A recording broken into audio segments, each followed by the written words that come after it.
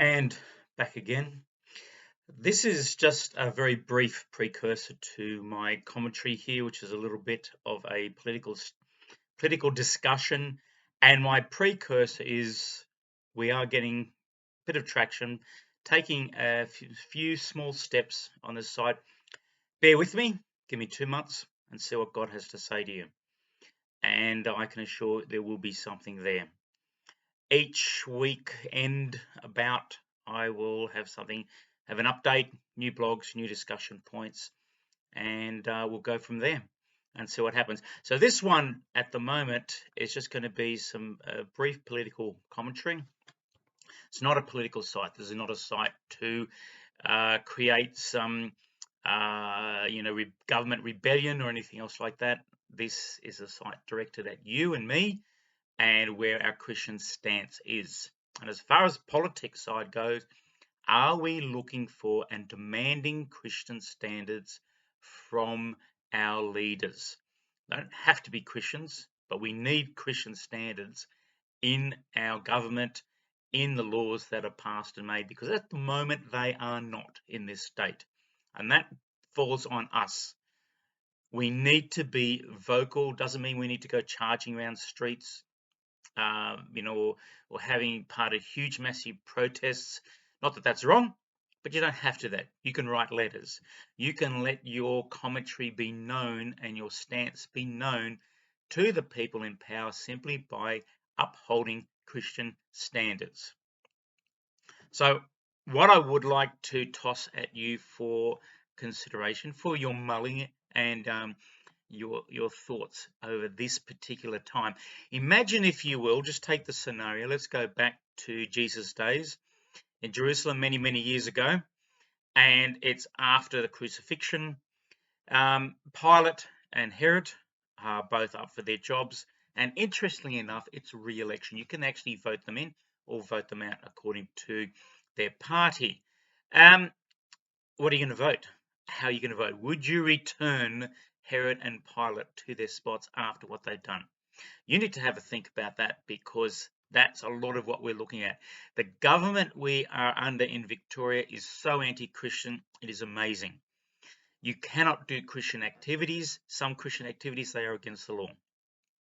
They're talking about forcing Christian schools to take people in and hire people who do not uphold Christian standards, in fact, opposed to Christian standards. And can you imagine them having access to Christian students?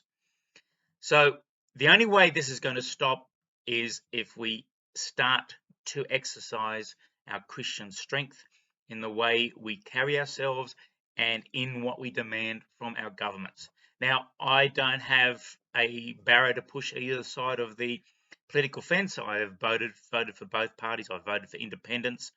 I am saying you need to research the people in most cases and need to have a look at how their standards lie and where their ethics are. And think about that as you cast your vote in the coming election. It is massively important. We're talking about how we leave a world with climate change. My goodness, the souls in this world are more important. And we need to be looking at how the atmosphere that we create or uphold for the souls in this state. And unfortunately, my one bugbear at the moment is with the Labor Party and their attitude of not allowing any of their representatives to speak against or challenge the party. In other words, they can't cross the floor. And what that means is, no matter how good your local representative is, they're powerless to properly represent you because of that standing. And like I said, don't have anything particular against any particular party. I don't push any particular barrow. At the moment, you'd say I probably lean conservative, but the Liberals don't necessarily answer that anyway. But what I am saying is the truth of the matter is that if you are going to be looking at current government, you might as well tick a box that says Daniel Andrews. Would you have him as your local representative? Because that's the situation. As I said, it doesn't matter who your local representative. I've got a very good one in the state, in the area that I'm in the electorate. Voted for him before. He's very good, I believe. However, with the current government, anything that we have as electorate that we want to happen here is useless because they have to toe the party line. And I find it very fascinating for a party that is really Republican, anti-monarchy, talking about democracy and not having kings in charge of things, that as soon as they get into power, they set up their leaders as kings. As Mr. Andrews has done, at recently passed laws through that virtually give him unlimited power. And no one in his party can challenge him or cross the floor. If they do, they're out of the party. Now, what kind of democracy is that within that particular party? It's not. It's a fiefdom. It's a monarchy. And it's amazing that they would talk against that in other situations. So, coming up, have a good look. There are groups like the ACL, Australian Christian Lobby, who have looked at a lot of the candidates. You can probably get some information through them and have a look at what these candidates are saying about themselves, about their beliefs for your area. And for goodness sake, let us start to have a voice. Can you imagine? We've still got 45%, apparently, according to the last census. People identify as Christians in this state. Imagine if we all started demanding Christian representation and ethics in our government. How good would that be? How good would that be for our kids? It'd be the best thing we can do for our kids and the future of this state. So let's do it. Let's start to think in a godly way how you cast your vote coming election. That's my entire political comment. And again, it comes down to us. Let us be the beacon. Let our standards as Christian people be the standard that upholds this state, that this state has to live to.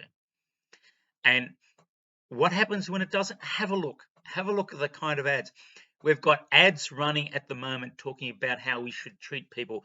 Don't be judgmental in the workplace, and that's absolutely true. But in a Christian state, you wouldn't need that. We're talking about how for young kids being in primary school, but not discriminating against their intimacy preferences. These are primary school kids. How inappropriate is that? We wouldn't need to have that in a Christian state if we had Christian standards. Have a look at teenagers, high school. They're starting to say, oh, we need to bring in discussions about consent. What the heck?